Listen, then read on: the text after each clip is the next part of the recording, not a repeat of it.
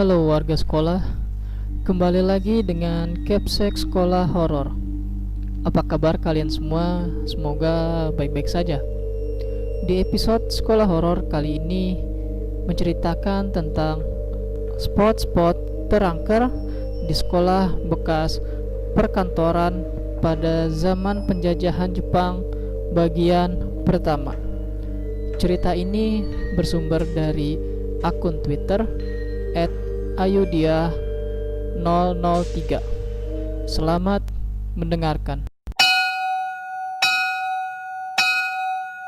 Halo guys, kali ini aku bakalan bagi cerita seram untuk kalian semua tentang betapa barbarnya para penunggu sekolah pertanian di salah satu provinsi di Indonesia bagian barat. Maaf kalau ada salah kata atau kebanyakan singkatan dalam bercerita. Cerita ini diambil saat Bapak masih jadi salah satu guru sejarah di sekolah ini. Sekolah yang dibangun sejak zaman penjajahan ini masih mempertahankan bentuk, bahkan hampir tidak pernah direnovasi, kecuali bagian atap. Letak sekolah ini berada di salah satu kabupaten di Provinsi B. Luas sekolah ini pun bukan main luasnya. Gedung dan kelas-kelas yang saling terhubung, taman yang luas, bahkan terdapat lapangan bola serta tanah kosong untuk para siswa praktik bercocok tanam. Dan tak lupa juga ada peternakan sapi atau kambing di dalamnya. Di bagian belakang terdapat kompleks perumahan para pegawai yang mengajar ataupun pengurus sekolah ini. Jadi dulu aku sering banget dibawa bapak ikut ketika dia ngajar di sekolahan. Dan aku ini tipe anak yang gak bisa diam. Pengennya lari ke sini, lari ke situ, explore seluruh tempat di setiap bagian sekolah. Dan pernah hampir hilang dibawa sama penunggu di sana. Jadi dari sinilah aku bisa tahu mana aja spot yang harus dihindari. Oke, kita mulai ceritanya. Cerita pertama.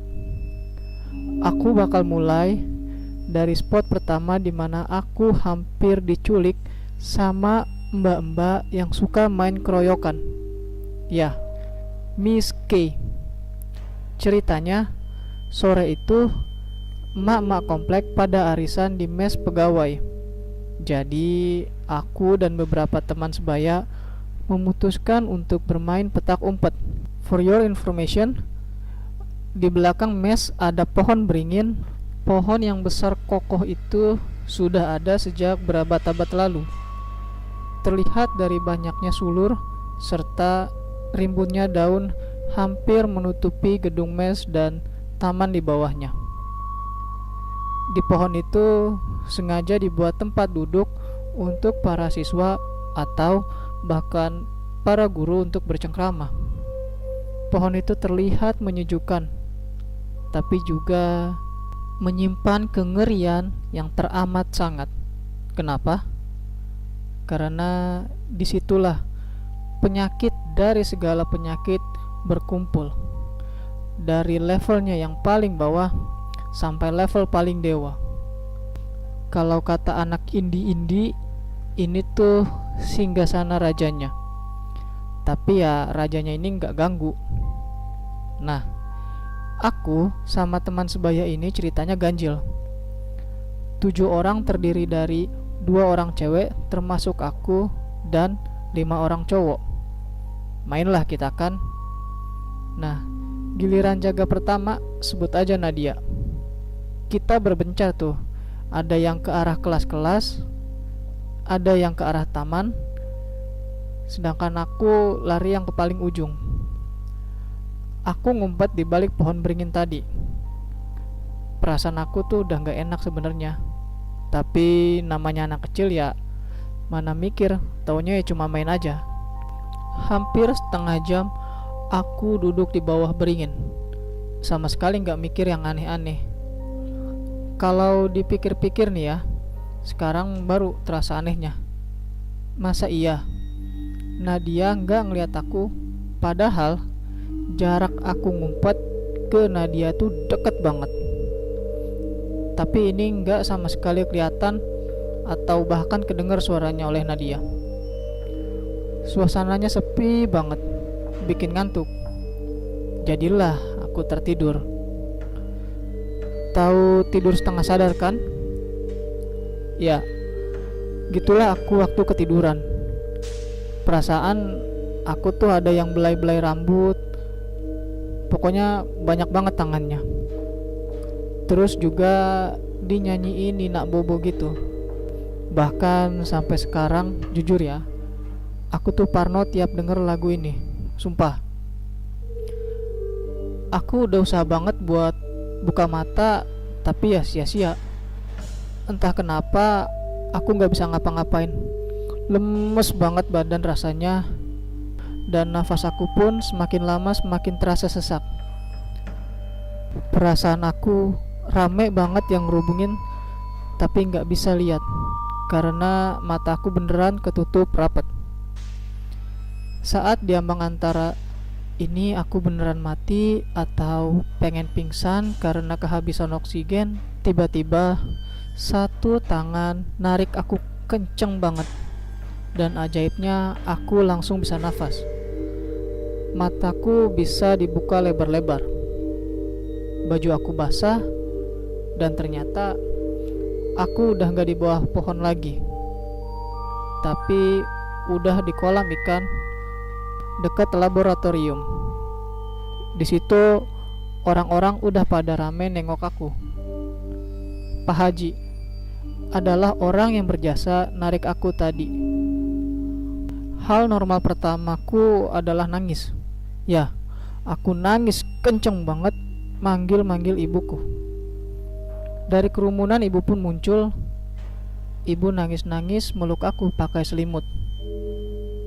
Dan hari itu berakhir dengan aku dilarang main pentak umpet untuk selamanya.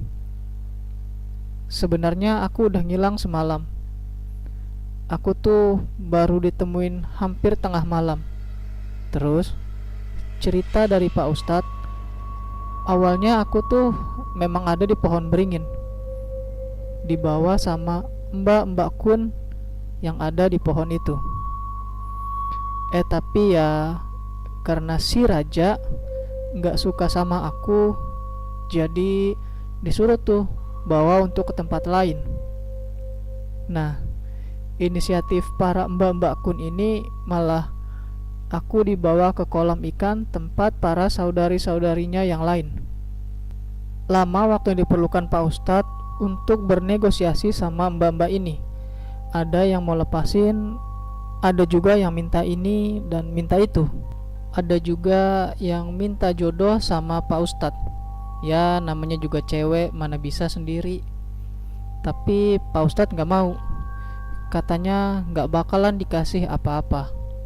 Makanya waktu itu aku ngerasa sesak itu ternyata para saudari-saudari mbak-mbak kun ini ngerubungin aku, atau istilahnya menyatukan kekuatan.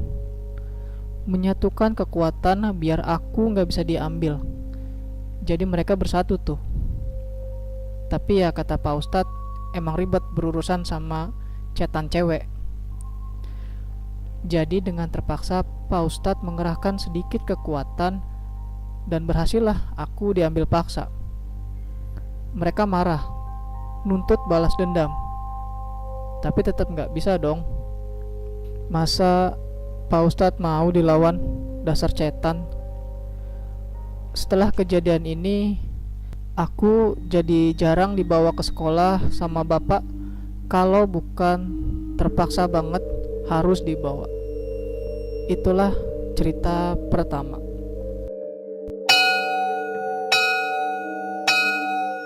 Itu dia cerita mengenai spot-spot rangker di sekolah bekas perkantoran pada zaman penjajahan Jepang bagian pertama. Terima kasih buat kalian warga sekolah yang telah mendengarkan cerita ini. Jangan lupa untuk like dan share video ini agar warga sekolah horor semakin bertambah. Dan Sampai jumpa di episode berikutnya.